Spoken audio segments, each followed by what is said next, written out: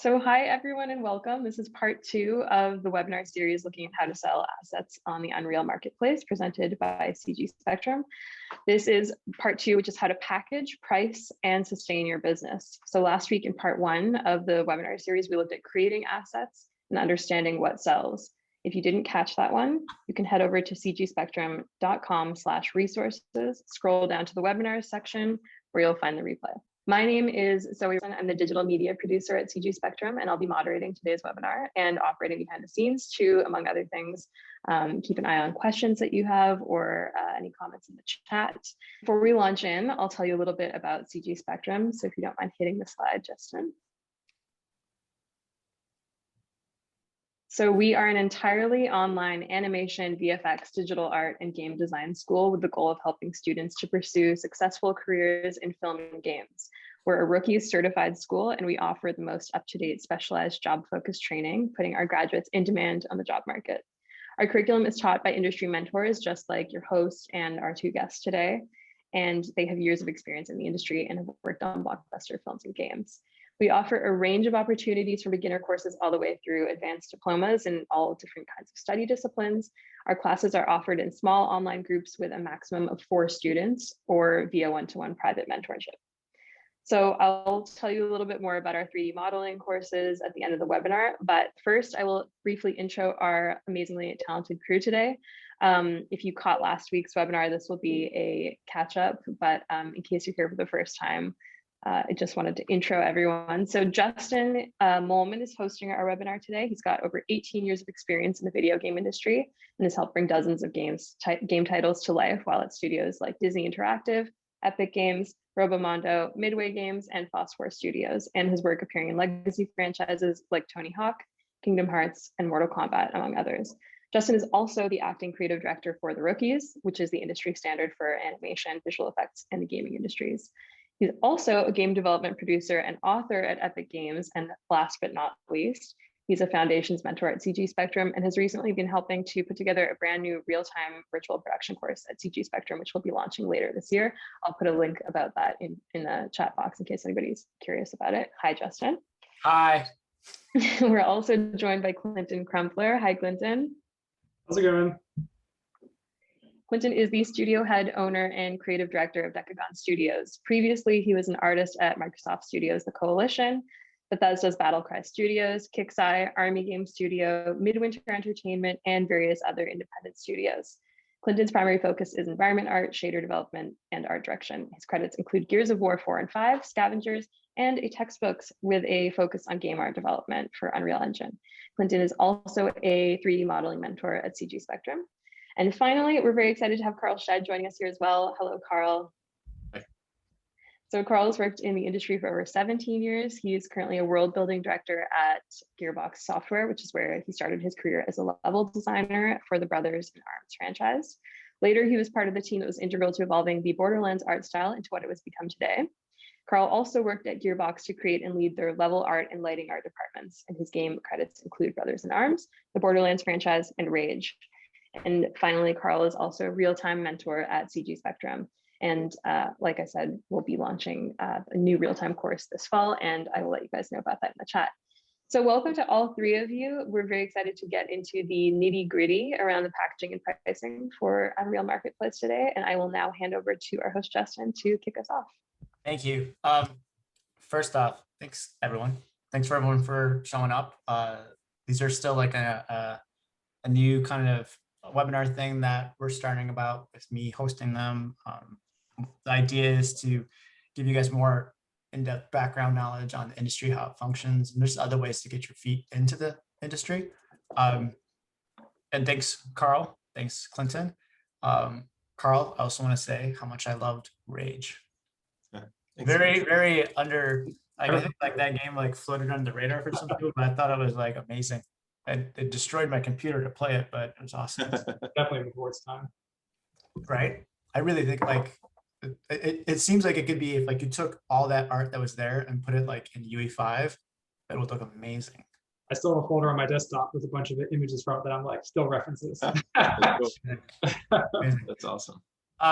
So last webinar, we kind of did a high level talk about Unreal assets, using the marketplace, the pros, the cons.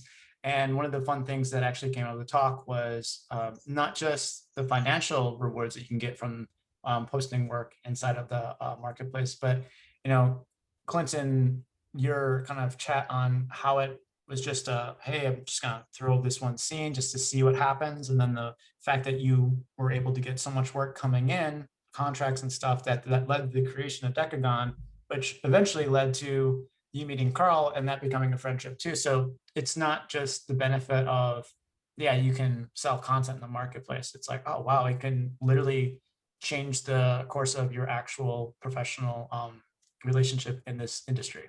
I thought was pretty fun. So what we want to kind of like touch on first is just to kind of get everyone a little bit excited is those shaders finish compiling, Carl? Ready to go.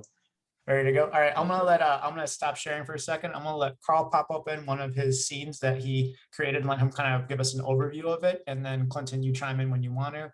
I'm just gonna let you drive this, Carl. Stop share, and then you pop in. Let's see. Screen one. You gotta share the right screen. Yeah, I was making sure I didn't have sound too, so that you could still talk. Yeah. All right.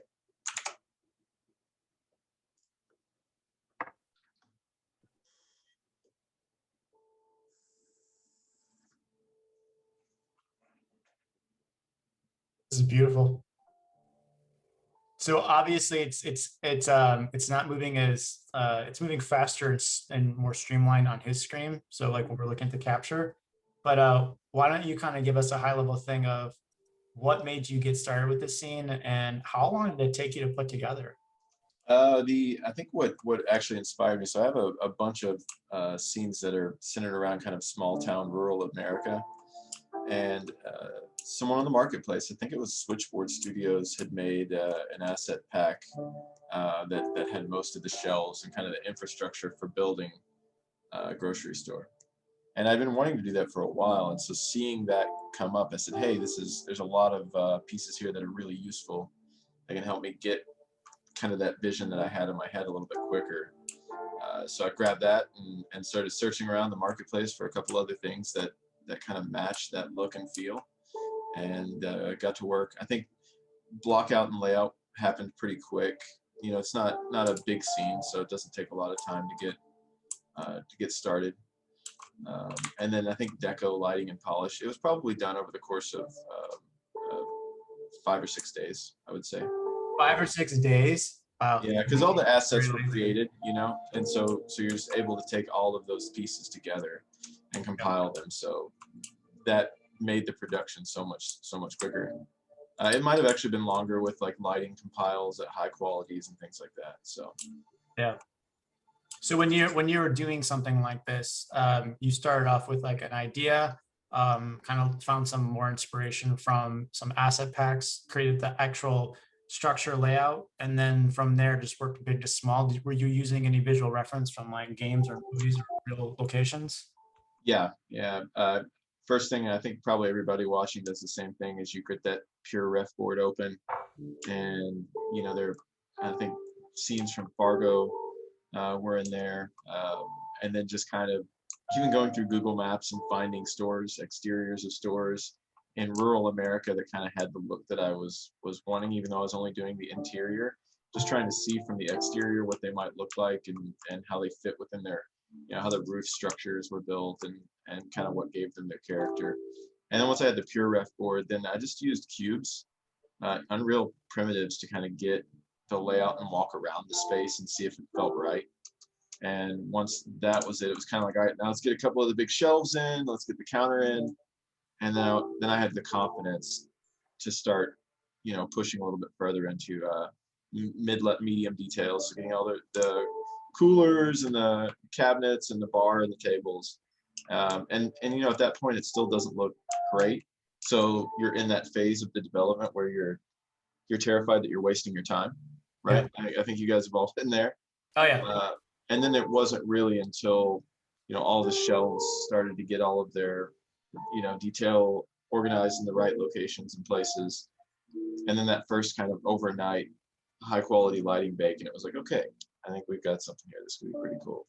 And then from there, it was just the final touches of slightly humming lights, audio treatment, atmospherics, and then fun little things like TVs, and fans and little elements of motion in the scene. Yeah, no, this is amazing. The one thing I really like about an asset like a scene like this is, yeah, the asset packs are definitely doing so much justice to us, but I feel like the way that you handled the structure with just seeing like the elevated ceiling kind of like tearing down in that main section, and then like the wood floor that goes up to you can see the foundation.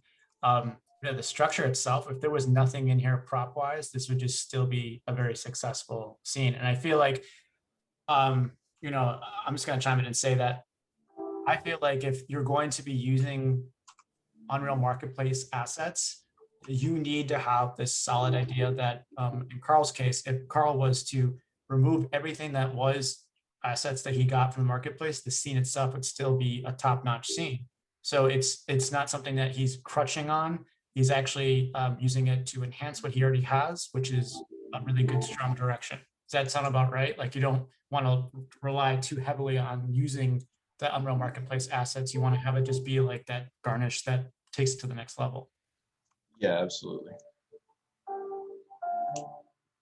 Yeah, and in this case, with a scene like this, you are, I think any one individual trying to put together all of the assets that were compiled in this scene would take months. It would take, I mean, Yeah, Clinton could put an estimate looking on this, how long that would probably take if you were having to build all of that asset, all that content from scratch. It would be a tremendous effort.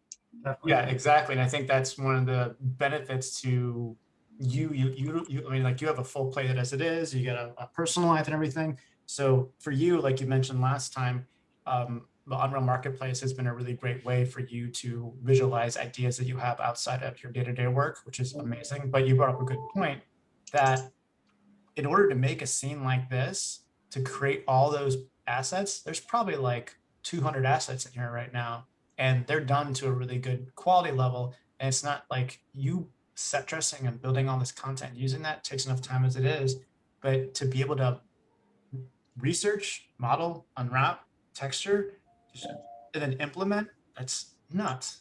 Yeah, it would be unreal. And I think sometimes too, I feel you did. sometimes the speed that you can creatively work when you can lean on the content being there allows you to get in while you're still excited about the project. So things that take a lot of time, by the time you get 4 months in, you're just like, I don't ever want to see this again. There's another scene I made with the church where I built most of the content. And by the time I was done with it, I was like, I'm just going to grab a Dekogon piano. I'm not going to make my own because I'm done with this damn project. Yeah. So I think that's another thing that's neat about this, that when you're pre-vising or you're just looking to have fun. Now, the one thing I should kind of note is that we are going to be having, we'll talk about this later too, but like Carl's going to be helping me with some content over at, share my screen again. He'll be handling content with me over at Epic, along with Clinton for specifically lighting and art direction. So we're going to be having some fun courses out with him. And so when you see a scene like that, Clinton, you see someone using assets to that capacity, and maybe like where you're like, all right, I like what he's doing. Now I need to be able to create some content for that. And I think more something that we really didn't talk about last week that I'd kind of like to touch on is how that transition from creating content for a marketplace actually lands to more contract work for you. Or like if you're someone who's creating Unreal Marketplace content and you start doing it in such a way where like if Carl was like, hey, I used like 5 of your asset packs to make this scene, and I need to start like, I want to make this a fully fledged out game. Can I contract you and your team out to actually do this? How, like when you're doing your content, like, I guess, how long is it taking you to like really plan, but also do the actual creation? So high level, if, you're doing an asset pack for that grocery store, and Carl comes to you and says, hey, we need to get this done. Or like, what would be like if you need to get like 5 asset packs done, each asset pack's like 8 to 12 like pieces. Is that like, it's 8 to 12 pieces take like 2 weeks or a month? Like how many artists do you have working on it? Or is it just one artist? Yeah, I mean, it really depends on the complexity, right? Like, because like Carl had like a lot of different pieces, like that Indian statue definitely took more than probably like any significant smaller prop in the scene by at least triple almost, because of the complexity of something like that to get those details in there. So it really depends on like what the assets are. So like with most of our packs, we try to make it so that each of our packs have like a range of complexity, so that one pack doesn't necessarily outweigh the value of another. It's pretty equal across the board. So if you're buying one, you're buying another one at a similar price. It's going to get equal amount of complexity. But I mean, like in general, like it really just depends on the asset. Like it could take anywhere from like 1 to maybe 2 days for like a simpler asset, maybe 3 to 4 for something a little bit more complex. And then something like really complex, like, vehicle or something like that, that might even take, upwards like 8 to 10 days, depending on like the complexity of that kind of thing. But I think overall, like with a lot of that stuff, if you, and what I like about like the assets that Carl's using, he's using it in a way that allows him to use his imagination as how they apply to the scenario that he's trying to create. And I think that's something that really excited me when I saw a lot of Carl's work, and when I see like this scene in particular. Like it's ways that you didn't necessarily anticipate that your work would be used. And I even think that's a good way to think about like when you're even like as an entry level environment artist, like when you create stuff, a level artist and a person that's putting your stuff in the scene, they might use your work in a completely different context of whatever you think you're going to use it for. So it's exciting to see how it's being used. And it also makes you realize like, oh, I should be more flexible in how I create it in this way, so that I know that if they used it, then that way, again, it would have better usage overall. So yeah, definitely. Like I said, it really just depends on the asset, and then just kind of observing like how it's being used, and then like how you can add additional either complexity or flexibility to those assets overall. I think that you actually brought up a good point that we have some topics we'll talk about in a second here, but I think you brought up a good point that when you create content, you have no idea how someone else in the pipeline is actually going to use that content. And this, like, in a way, if you're someone who's freshly graduating, or you're about to graduate, or you're just in between jobs, and if you find yourself maybe enjoying creating content like Clinton did, or if you find yourself enjoying like what Carl's route is, where Carl's still like, he's creating content, but he's like, I see something with these assets and I'm kind of problem solving. That's why he's the world building director. Like he sees it and he's like, I want to build a world with what these have. So, I think, those obviously still content creation, but there's like different routes of content creation that's going on right there. And maybe someone that's like, you're able to take these asset packs and create not just one scene, but variations using those same packs. It's just kind of like little exercises to be like, hey, how creative can I get and take these assets from this, maybe like an attic pack that you had made? Like, what can I do to make this into something else other than an attic? So I feel like, was that Indian from the attic, or what was that one from? That was the dive bar. That was a tool. Dive bar. That's right. So I think there's like literally 4 different themes that Carl incorporated into that scene that we created. I think it was the dive bar. I think shops and market. I think potentially like I'm trying to remember some of the other ones that I saw in there. There's quite a few. The arcade pack, which is like, I think this is cool because like I would have never thought to see that particular set in there, and it was like a lot of really good integration. So like I said, it's just really cool to see the way people will imagine. Like when I explain it to a lot of students, I'm always like, you want to think about like a level artist as like the cook, and then the environment artist is like the sous chef, the person that's like getting all the stuff for them. So like we're getting all the ingredients, they're asking for the ingredients, we deliver the ingredients, and then they make the actual like meal. But we both contributed to finalize what we, the product we bring to the customer. Yeah. And there's always that like the other guy that's gonna come around and helps with the plating and the presentation. But that's like usually that's like what the art director or lighting artist is gonna do. They're gonna take everything and be like, all right, this all looks good, but I'm gonna like tweak this here and here. And that's why like this pipeline mentality, whenever I'm talking to students, it's like you do have to work big to small. You have to get like what Carl did. You need to structure, you need to work big, medium, small, because that's the only way you can really figure out how to really use these assets. Like it's awesome to like, and this is, I guess, a good question of like how to research the market and find what already exists. So usually when you're doing that, are you constantly like scrolling through these things? I know we kind of touched on it last class. Or are you just like looking at the trends that are popping up just on like games that you see, movies that you see, and shows that you see coming up? Like, all right, cool. I see more of like sci-fi stuff, like maybe create some sci-fi packs, or is that just based off of like I think guessing? I think it's a little bit of multiple things. So like I think it's also like something I didn't really touch on last week either. Is I think it's a balance of like also acknowledging like what the artists that I work with regularly, what their skill sets are. Like if I know that they're particularly good at creating certain kinds of content, I'll be like, oh, let's like lean into that further. And so not only like identifying like what's popular or what's like trending, I think it's also identifying like what you're good at. Like if you're really a really good wood sculptor, then like lean into that, find ways to like integrate that into something that might be popular or like, you know, a common ground for multiple games to be using. But yeah, I think in general, like just observing like, you know, emerging trends, like seeing what games are kind of like coming out. But yeah, I typically like spend a lot of time like kind of perusing ArtStation and like seeing what's going on with like, you know, whatever's new is posted on the Unreal Marketplace on like a weekly basis. But yeah, I mean, like I think the trends, I think the more you're just in touch with like looking at where art is being posted, the more you'll just kind of be aware of like what's like, what are people looking for and what people are creating and what people are using in their games and products. Yeah. I mean, I'm a big believer that the more that you actually research and see this stuff, that you actually get in touch with like the aesthetic.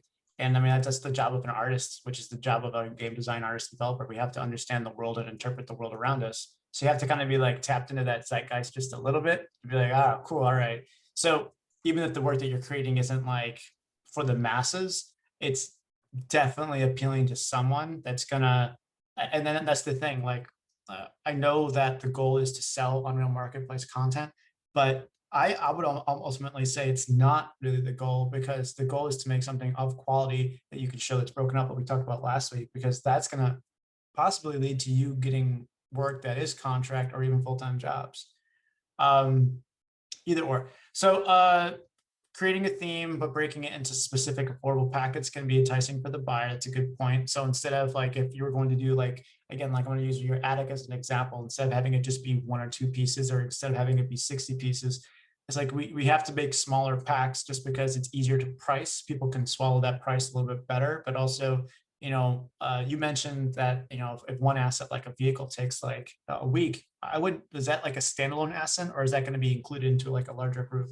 It depends, but yeah, typically the bigger the assets, I would say the more like selective and smaller the pack would be. So like our larger packs are obviously going to be like things that are very commonplace, like chairs, like typical things you would see in a house, or like things that are very easily made. Whereas like the smaller packs are going to be more like things that are very unique and specific to what someone's looking for.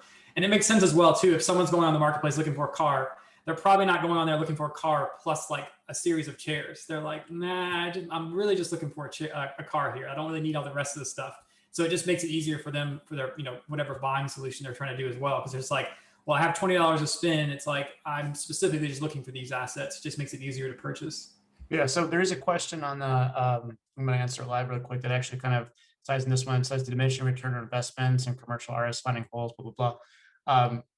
Anonymous attendant here says, how do you tell what is doing well or trending on the Unreal Marketplace when there's no popular filter or anything of the sort? And I'm going to go ahead off the bat and guess the rating reviews, but like, that's a good question. Like I'm assuming you have a back end that you can actually look at the actual sales, and do you have like a breakdown that actually identifies where country-wise things are selling more? We don't get any kind of like readout from like Unreal or anything of that nature that says like what is trending among all artists. But we do get like our own like report as to like each month as to like what sells the best.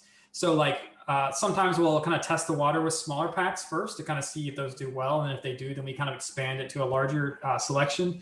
Or in general, like I think just like thinking about like what game, like what games that are popular, like what kind of assets do you see in those games, or like what kind of environments do you see in those games? Like if it's something that's very, very like, you know, specific, that's like, oh, like I'm going to make this really stylized art that is very like unique to me, and it's like I've never seen this in any game. It's like that's going to be a hard sell. It might be a cool piece, like might be a great portfolio piece, but it's going to be a hard sell compared to like something like, oh, I'm going to make military assets. Like how many games have military assets? And it's like, I think also like looking at the marketplace as to like in terms of like a couple things like quality and then price. So like if you look on the marketplace and you see that there are 400 hits when you look up military, and the quality is like all over the place and the price is all over the place. It's like, that's gonna be a hard market to like get yourself into at this point. But it's like, if you look up like, I don't know, like highway, like freeway, and there's only like 6 packs and they're all really expensive. It's like, oh, okay, maybe I can make a smaller freeway pack or something that is more applicable, that's not being created here. Or like, think about that price point and like, how can you negotiate that with the time you invest into it? That's actually pretty smart. So that's a good question. I think that another question was from Anonymous attending other than ArtStation. Where do you pick up CG trends? Like you just said, Unreal Marketplace. Like you can literally look at and see. If I was to, like, I think that's art. Like when I look on ArtStation, all I see is characters. So I'm like, all right, if I'm going to be an artist on ArtStation, maybe I should do something other than characters to kind of stick out. The same thing goes with like Unreal Marketplace content.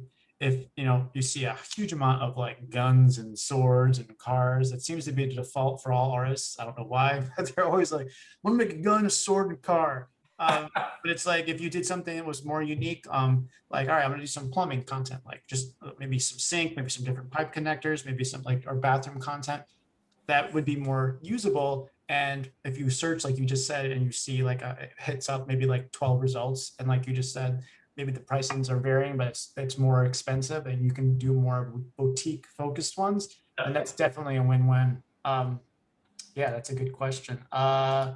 All right, so we did that. Let's go to this next one. So let's start talking a little bit more about pricing. There is a good question. Colin's asking a question, what's the average cost per asset? But we do have some questions here on pricing tips for beginners versus more established creators. So when you're starting to do your pricing, like typically, like what would be your low end price? What's your high end price?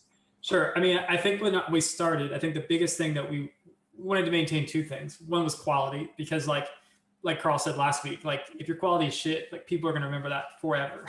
Like that's never going to go away. Like once you have one bad pack that goes up, like people are going to be like, that's that person that made that one bad pack that I bought. It's burned me that once. I'm never going to buy from them again. Yeah, exactly.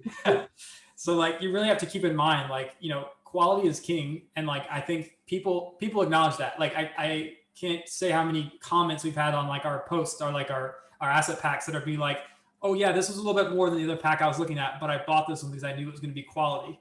So it's like, that just shows like, when we release something, people anticipate the same quality is going to be consistent. So maintaining that consistent quality is going to be really huge. So don't be like, I'm just going to make a quick pack to see if I can make a quick buck and then like hope for the best, because like it's going to basically just make it really hard to move forward for anything you create in the future. Yeah. But then in general, like I would say like high point and low point, you want to think about like what the average user is going to spend.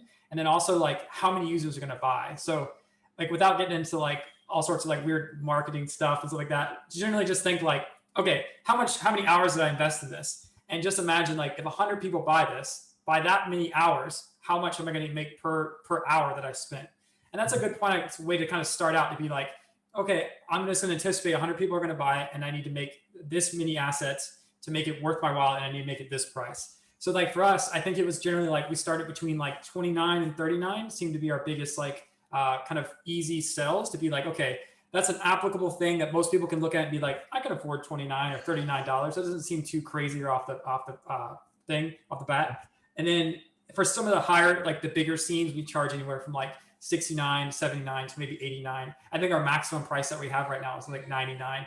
And I think anything above that, people are kind of hesitant to reach in their pocket and pull it up more than $100, especially on an asset pack, because it's like, you're kind of gambling. You don't really know if it's going to be applicable to what you're getting. So like, you'll find that I'm not talking to a lot of other developers for Marketplace. They don't find great success when they create these like giant Mondo mega packs that took like 3 years to develop, because like, even if they put a high price tag of $200, there's only going to be a limited amount of people in the world that are looking for that pack. So it'll be very difficult to make back the entire amount of time that you invested in that. So it's like, even if 100 people buy at $200, you're still not going to make back probably the time it took, because you probably took like 12 times longer to develop this massive pack. Yeah, there are some packs on the marketplace that I thought of immediately when you said that. I was like, man, I've looked at that for like 2 years thinking that would be really awesome, but it's $199 and I don't really need it that bad. Yes, exactly. I think once the price point goes past 100, I just don't, like, I can't justify it. But also, you hit a good point on it. I think that also goes to when I'm actually reviewing portfolios, and I'm sure it's happened to both of you as well. at a certain point when something's too big, I just lose interest. Yes. Like it's almost like my anxiety kicks in. There's so much to look at, and I'm like, I don't know. I just need something very specific. I don't want to just be. It's kind of like when I'm doom scrolling on Netflix. There's too many options.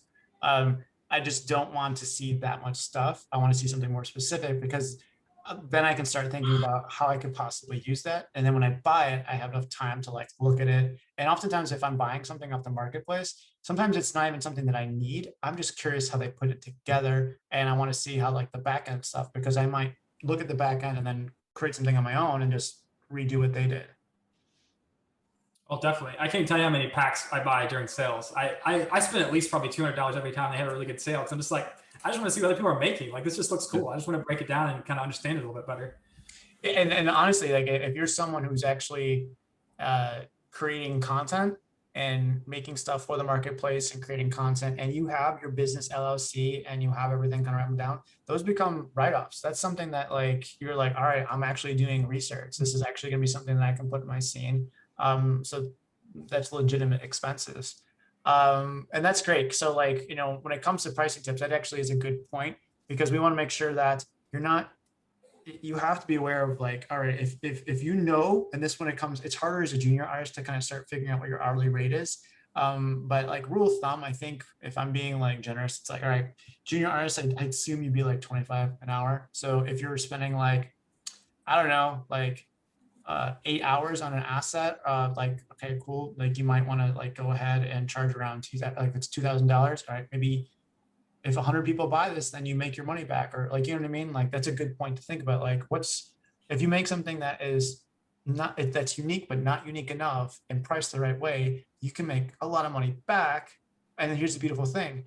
You're doing theoretical costs, because the money that it's costing you to make this content is really your own time. And if you're not doing anything with your own time, except for working on a portfolio or like, just like, again, doom scrolling Netflix, like that's, to me, that's always like a good benefit, because like we established like last time, it's you're creating content that you can make a scene like your detective's office, if it's packaged right, that you can use for your portfolio, that you can throw up on there, that you can make, so you're basically getting paid to make your portfolio. Exactly. That's hands down like the easiest way to think about it. It's like, if you haven't gotten in the industry yet, it's like, just make portfolio pieces that you're like, I would want to see this in a game, and I could see it in a game. And then you basically are just making marketplace content at the exact same time, at the exact same hour.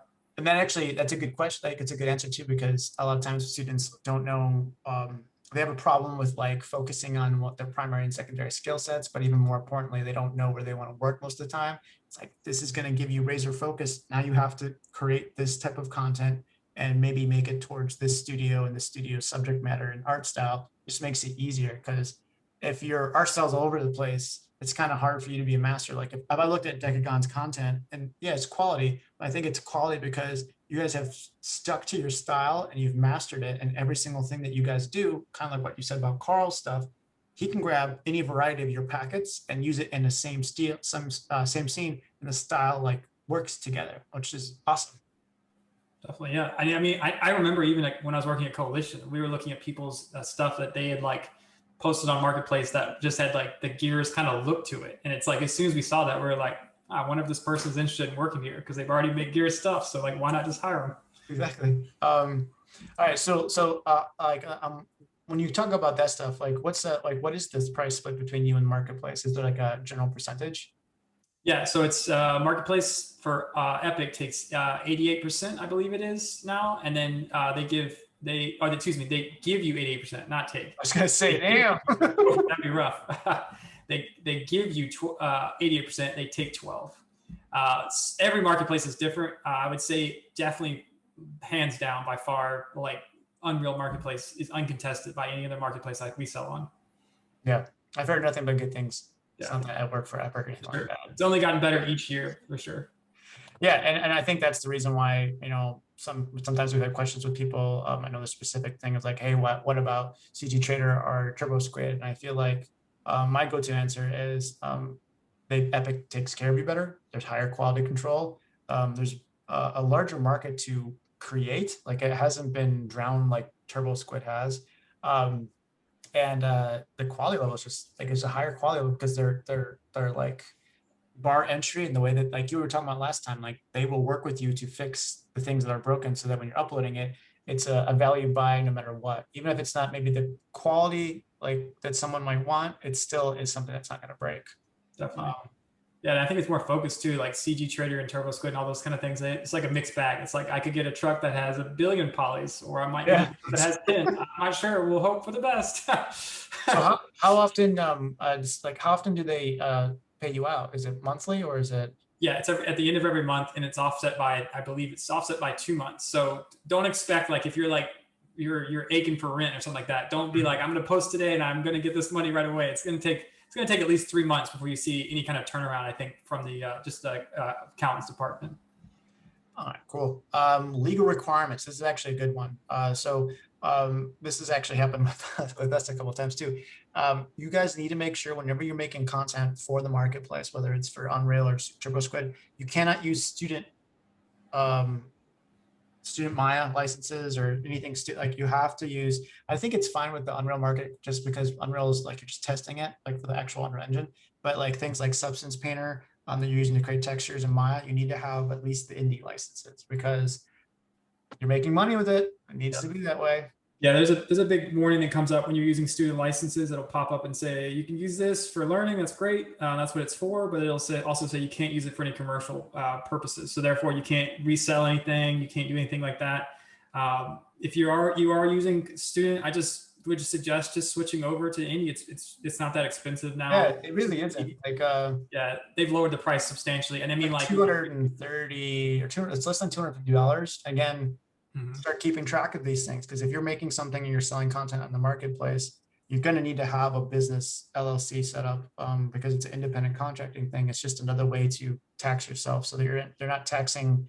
And I'm sure it's different in each country, but basically what you want to do is you want to start being able to look at the content that you're actually like, if you're making money and this is becoming a job for you using the Unreal Asset Marketplace, then you can write off the software they're using to create it. You can write off the computer you're using to create it. You can write off the reference that you're kind of using to make it stuff. So pay attention to those things. It's like, if you treat it, the more that you take it seriously and treat it like a business and have that high quality bar, the more it's going to give you a return. Yeah. I feel like if you're kind of nervous about investing in it, I mean, just think about it this way. Like, even if you make a few sales, that'll cover the license, right? So like, you basically have gotten yourself to where you're basically working as a freelancer for free at that point. Like, you don't have any overhead costs because you've covered it by making Unreal content. So that it really helps out to like reduce that cost for you overall.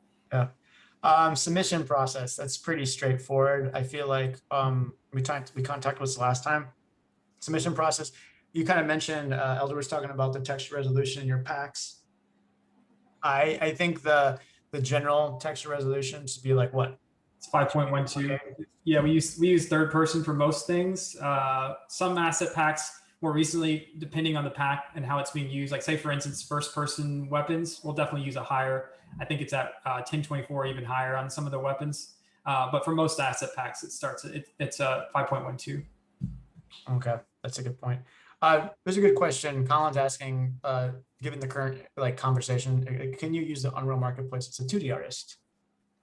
The 2D artist, I do think there's a lot of UI stuff up there I see quite regularly. So I definitely think you could do in that regard. I have seen some like background elements and assets that I've seen in a few packs that people have made in 2D. I think you might just have to do a little research as to how the sprite system works and how you would kind of set that up. But Unreal has a lot of that already built in. It's just a matter of just like, I think just reading a few things of the documentation to understand it a bit better. Yeah. People want to learn how to do more matte painting tricks and things. You know, you'd have to apply it to a plane and stuff like that. But I know there have been so many times it's like, man, I wish people were doing this because you could build a greater sense of scale so much easier that way. But there's not a lot. There you go. Yeah. I'll just give you guys a freebie. Like literally, you just go out and make that. Yeah. It's like a market right there. Yeah, exactly. Yeah. So is there a market for it? Yes and no. I mean, I feel like nowadays, if you're a 2D artist, you really should know 3D as well because it's going to make you more versatile inside the market. When I think of a 2D artist, how they can transition their skills, I think, like you said, user interface would be a great one. Marketing and packaging would be a good one. But then even beyond that, marketing and packaging is so specific. So is the UI that it has to really be something that establishes for one scene. So another one you could possibly do would be like textures, but I don't know, do we actually sell textures on the Unreal Marketplace? There is. It seems like it's more of like a substance share. Yeah, I would say there is, but I would say like I tell a lot of folks that are really into textures, I was like, it's good to know multiple things if you're a texture artist, because and like different ways to be a texture artist, because like there's a lot going on with mega scans right now that is really crowding that market. So it would be it'd be a rough time to get into that right now, I would say, overall, unless you're doing something very unique or very specific with your texturing. Yeah. Having said that, though, if I'm a 2D artist and I'm looking at the stuff that they're creating on the marketplace, I would probably block out a scene, grab some of those assets, do a print screen, and just use it as a really solid perspective to thing to paint over to become a good. That's always a good thing. All right. So and then sustaining your business, creating content. We already talked about this one. Building a rapport with your audience. We already talked about that one. Quality, trust, and star ratings. Yeah. So we've already covered this one. So let's kind of pop into Q&A. Let's just rack out some of these. And how much time do we have left? What time is it right now? I'm gonna collect it in front of me. Yeah, like some time. So how big, extensive a pack should be? We already kind of touched on that. It really depends on the content that you have inside there, but it seems like the go-to one, it should be any content that should be below high level should be like $9.99. I mean $99.99, but I feel like the sweet spot, like you kind of said, was like what, $49, $39? Yeah, it's like 29 to 49 is probably the sweet spot most people are kind of open to. Yeah, so the size of that pack really should be, like you mentioned before, like 8 to 12 assets, and like not all huge ones, but kind of like a nice variety of big, medium, small.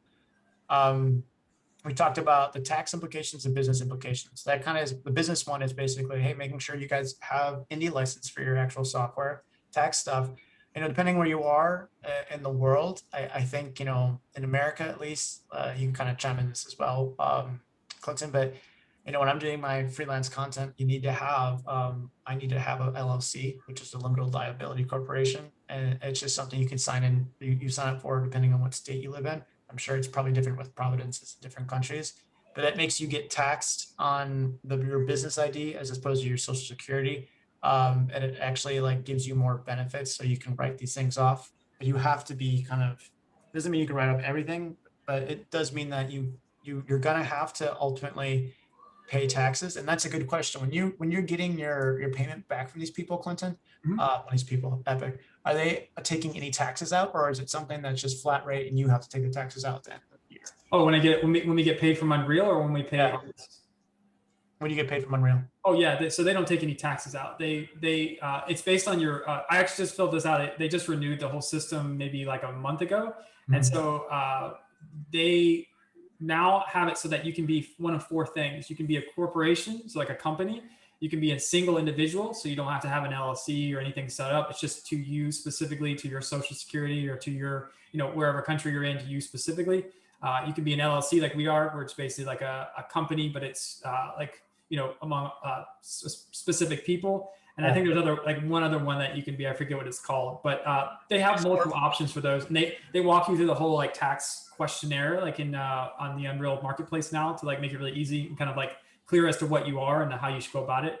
But yeah, depending on that, that's how they determine if they withhold tax. But I would say like 90% of the options, you're not going to have any tax withheld. It's going to be something you report for on your own behalf at the end of the year. Yeah, and a way to kind of like that mean if you get like $1,000, just put $200 away. Always kind of like, it's nice to have like 20% of what you're getting in any contract work, just in case. It's nice to have that. And the rule is, in my opinion, you're gonna have to have enough money to pay for taxes. And then if you're getting more and more contract work, you should actually be using an accountant, because you don't want to get audited. If you notice a big mistake in your asset pack, you get a quicker turnaround after initial submission date. So I guess the good question is, if someone was to, when you do your submission, Clinton, if you get like something that's broken, do they give you a window to fix it? Like, hey, you have 8 to 12 days or what? I don't know if Unreal has a clear policy on that, but I know they're usually pretty like, hey, there's these 3 issues we noticed, and then we respond typically within a week. If I'm going to take any more than a week, or something that really needs a lot of fixing to do, I'll just email them and say, hey, I'm fixing this right now. I plan to have it to you by this date, and just let them know. I think transparency is really clear when it comes to that.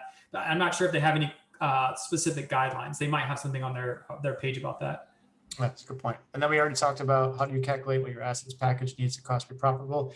Yeah, so just basically looking at your time, and that's the problem with like you need to start looking at what your cost is as a junior artist and like set up a thing. I think again, this is just me of my experience. I think $25 an hour is a good solid rate for a junior artist to kind of start thinking about. And if you really don't know what your rate is, start looking at jobs out there, go on Glassdoor and for junior artists, be like, all right, cool. Well, if they're saying $50,000 a year annually, reverse that, like divide that by like 50, then divide that by like the amount of days in a week, and then divide that by the hour. And you're like, oh, cool, that's the generic rate. And you can start doing that to help kind of like calculate the cost to be profitable.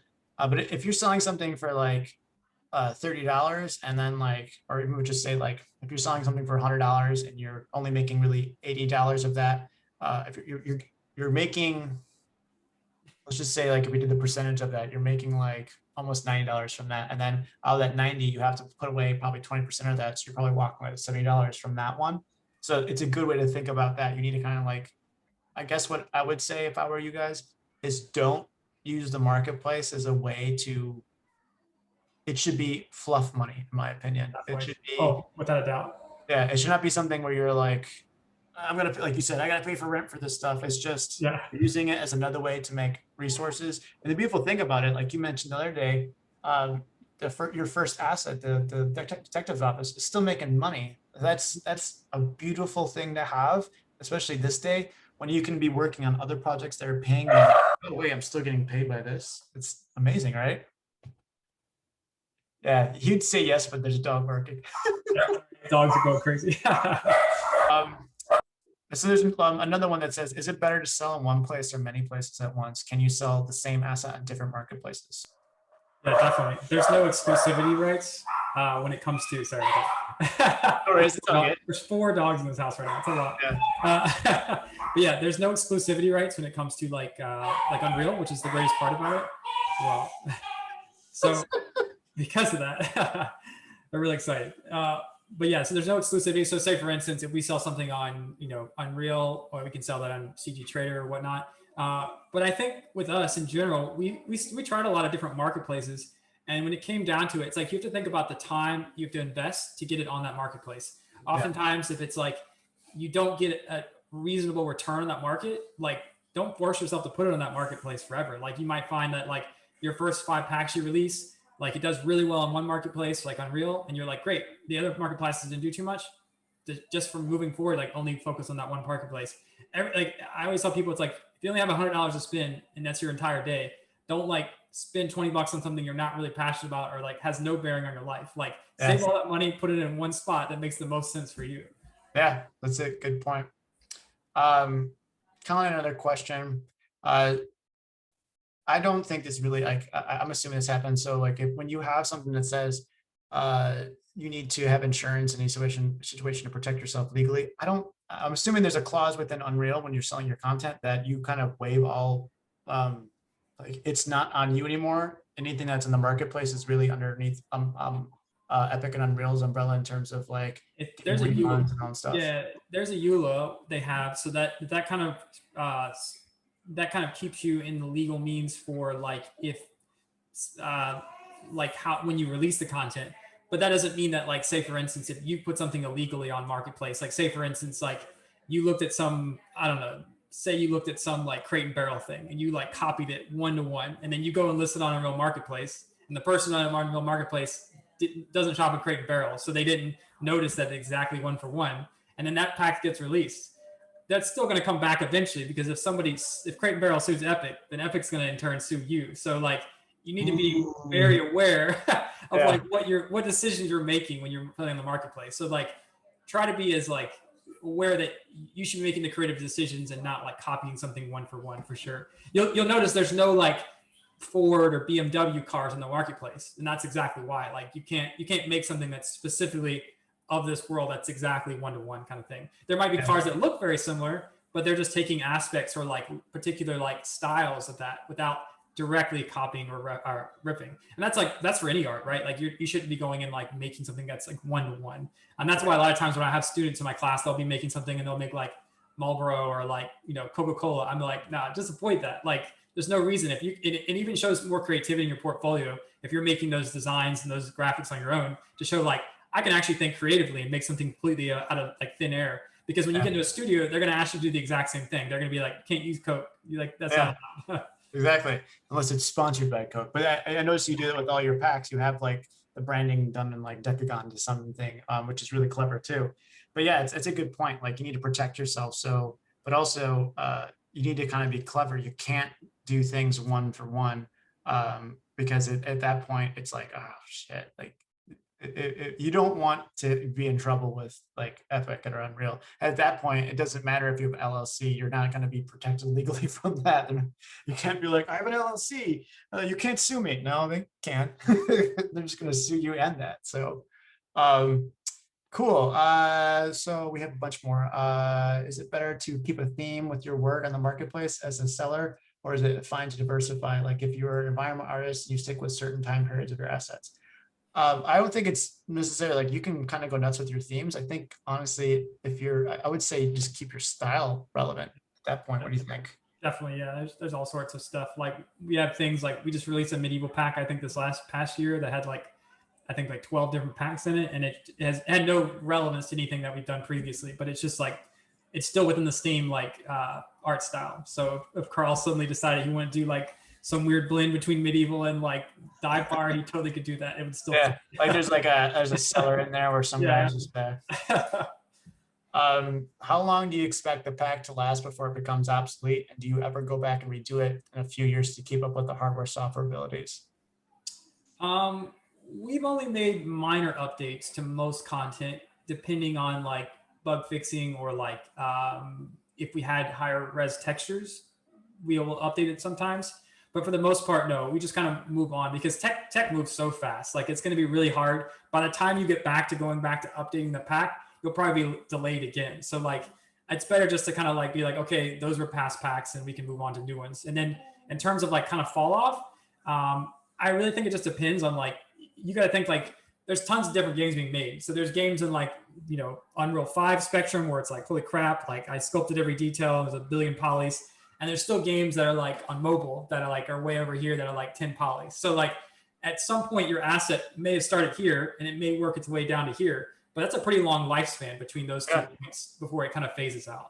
Yes, I'm seeing like I think we were talking about this the other day, like VR content is using a lot of the same tricks that I was using for like PlayStation 1 and PlayStation 2, which is also being leveraged in phones, which now phones seem to be stronger than VR because of the latency issues. So it's like, yeah, it's like you have the hardcore hardware, which can then be trickled down to like phones and to like VR and then AR. So yeah, they do tend to last a long time. So yeah, it's a good point. And I know that none of us do Magic VFX or Pyro. So to price that, I would just literally, for this question, I would literally just go ahead and research and see what actual people are pricing and just. Oh, for effects? Yeah, for effects, because we don't do effects. No, we don't do any effects. I literally tell all my friends that do effects. There's like not enough on the marketplace. And the ones that are on there are like, there's some good ones, but there's a lot of bad ones. So like, that's an easy market to hit. If you're in effects, like you could definitely do well. Yeah. Is there a limit to the amount of time and asset spent in the marketplace? Well, that's a good question. Is there a limit? Like, is it no limit? No limit. Cool. This one, they want to see your dive bar, Carl. Or with the pack itself? Yeah, or do you have like that dive bar up? Yeah, let's see. It could be good to deconstruct so we can see the size of assets used in compilation. Do you still have your actual store open, Carl? Yeah, I actually found the block out, by the way. Oh yeah, cool. So let's take a look at that. I'm gonna unshare my screen just so you can kind of. It'd actually be really cool to see what that looks like with turn the lights on and off too, just so you can show like the depth of what lighting actually adds to that atmosphere. Yeah. I think we have time for like, Zoe, do we need more time or? We're good. Yeah, I think go ahead with answering everything that you want to. So this was the block out I mentioned where I had started to put some of the shells and larger objects into the scene just to get a feel for it. So the lighting isn't final in any way. The post is kind of messy and my reflections are all messed up, but I'm going to select all Unreal primitives here and isolate those so you can get a feel for what I was discussing earlier when I had mentioned, just using the primitives to get the block out. And most of this is still identical in the final scene, just with, proper completed assets. So yeah, you replace them with static meshes. exactly. You can see some of the things. This is where the arcade machines work. Oh, was this in the final one? I don't remember seeing that. No, this is, I thought, oh, it'd be fun to have a kitchen back here, and then I could never get the scale to feel right, so I ended up knocking it loose. But I mean, It looks good though. I like that idea. yeah. So the overall scene looks pretty bad, but like the bones of it, give you the kind of, if you can squint and use your imagination a lot, you can kind of see where I'm wanting to go. Oh no, I totally see it. I mean, there's some elements in here where it's like, having the, like, instead of having the Indian and having the cardboard like cut out of that one display of sound looked really good too. And then we see this guy. It looks glorious. You can see the core structure is still the same as it was in the blockout. So never going forward with anything final from your blockout until you get to that point. And it's actually a really good solution that you actually removed the kitchen and now you have like the arcade machine back there too. That works really well too. Yeah, that feels good. Did you want to share that one scene, Clinton, if you have it? Yeah, I posted a link on the chat to the question as well too. Right. Ooh. Yeah, so this is a good one. Let me share my screen. I don't think I'm sharing my screen.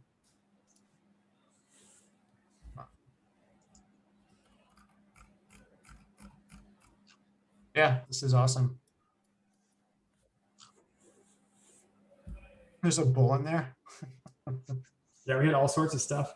This was a fun one because it's just like we just kind of brainstormed as a team, like what things are kind of found in dive bars or rodeo bars, or like at the time I was living in Austin and I kept seeing stuff on the wall and I was like, that's a pretty cool kind of thing to see. And I was like, you can't really, it's just kind of interesting. So eventually we just like thought of a bunch of stuff that would work for a dive bar. Yeah, this is great. There's a lot of great assets in here. Like, and this is one of those other things too, where like everything feels like it's totally like, I can see some of these assets being used for restaurants, for dive bar, for actual like inside of a cabin. Like it's nuts. Yeah, I think I used that moose head there as like some sacrilegious over the Virgin Mary, like and a really dark kind of horror scene too. So it's nice to see I like that even the assets themselves, they're not worn down in an overly specific way.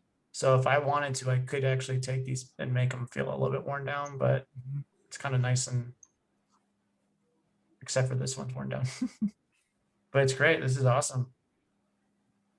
So many assets. There's that branding, the deco. Yeah, we try to add a lot of like, there's always that level of character, I think, that's sometimes lacking when you have something that's really This is a nice touch. Like yeah, stuff like that. It's like it makes it feel more realistic overall. Like it just has that nice touch of like realism where it's like it's been branded or a company made this or somebody released it. Yeah. Oh, this is great. Great work. I think I love that. Just seeing like the photos in the back. Yeah, little stuff like that's awesome. Somebody was even asking me the day they were making a VR game and they were like, "Does your pool table work?" And I was like, "I've actually never tried it." And they were like, "Make it work." And then sure enough, they sent me a video like 2 days later. They're like, "Here's your pool table. It's working." I was like, "That's didn't imagine this to be in a VR game." But that's neat. It's amazing. So let's go back, present. I think we're good on this stuff. Does anyone else have any other questions? We're good. There's a couple more that was left. How much do you pay for an asset? I think we already answered that. I think we already answered 5. I'm a 2D line artist. I'm developing a great Morse car. What skill set do I need to get this package on the market in place? I mean, that's a kind of a generic question, but I would say in order to get a Morse minor car, it's very specific. What's a Morse minor car? Do you guys have Google in front of you? What's a it's almost like it would. Like a Mr. Bean. Layman would think VW Beetle. All right, cool. Yeah. So you have to be an amazing I'd say heart surface modeler, and then be able to unwrap and be good with shaders to set that up. Because like car paint has to have that really good shader on there to make it, especially if you want to have that color, like the older one, it just needs to have a subtle wear and tear, not like over the top. So yeah, if you're a 2D line artist, there's a whole other skill set you need to get to be able to make that one. But you know, crank it out. The only way you're gonna get better is by making content. Yeah, you guys, thank you so much. The hive mind of the three of you is like amazing. It's really truly amazing. And think also yeah, exactly. Unreal Marketplace think tank. Seeing the details on all the assets and then seeing them all come together in the scenes is like so inspiring. So if you guys are inspired by watching this and having seen the demos of the amazing assets and scenes and everything, you might feel like it might be time to get started learning 3D modeling. So we have a whole range of courses on 3D modeling at CG Spectrum. Clinton is actually one of our 3D modeling mentors. You can learn directly from him. And we offer courses from 3D basics all the way to advanced sculpting. So the course includes all of the software licenses you'll need. So in this case, that's ZBrush, Maya, Houdini, and Substance Painter. And you get a live Q&A with your mentor every week. Plus, we have a dedicated career development manager who will give you additional support to get you in front of employers, which is one of the best resources we offer in addition to our courses. The Advanced 3D Modeling Diploma is 9 months long. Clinton has limited spots this coming month, but theoretically, if you apply by June 25th, you can start in July, get cracking and get your marketplace store open. I also wanted to tell you about a course that Carl is going to be having coming up in a few months, I think. Correct me if I'm wrong, guys. Which is, I think Justin mentioned a little bit earlier, but it's a lighting and art direction course with Epic. Yeah, fingers crossed in 2 months. And he's also going to be working on a collaboration with Clinton. So the best place to keep an eye out for that is on their ArtStation pages, which I put a link to in the chat. I also put a link to the 3D modeling courses that we offer at CGS. And I put another link to the real-time virtual production course that will be starting in fall. So that's an expression of interest page. If you sign up, put your email in there, we'll keep you updated on that course. So that is our time for today, everyone. And that concludes our 2-part webinar series on selling assets on the Unreal Marketplace. Clinton, Carl, and Justin, thank you so very much for sharing your knowledge with us. And to everyone who joined, thanks so much for your questions, for participating, and hopefully you're feeling empowered to go out and start working on your own stuff and get some pocket money. So if you have any questions or comments, or if you'd like to know more about our courses, please visit us at cgspectrum.com. Or you can always drop us a line at hello@cgspectrum.com. And while you're on our website, please check out our resources page. We have so many amazing resources, past webinars. Go check them out. They're all free. And we're also live streaming on YouTube 7 times a week, which is a great place to drop in and get to know our mentors and learn more about us. Thanks to everyone who tuned in today. And a huge thank you again to Justin, Carl, and Clinton. Have a great weekend. And thanks for spending your Friday afternoon with us. You're welcome. Thanks, guys. Take care, guys. Bye. Bye.